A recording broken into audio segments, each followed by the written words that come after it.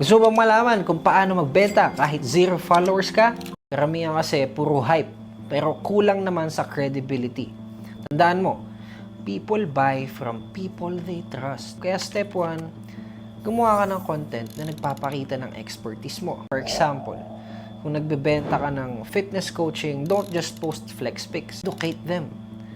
Paano pumayat in 30 days kahit hindi ka magda-diet? Pwede yun. Build trust through value.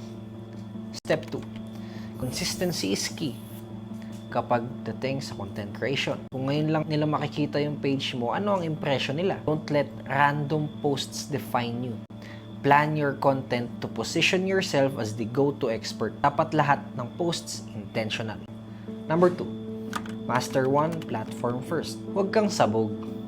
Pick one platform where your target market lives. Facebook, para sa masa yan.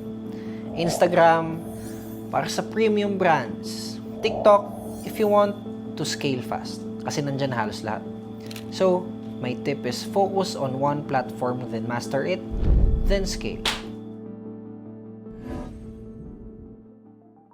Number 1, hook them in 3 seconds.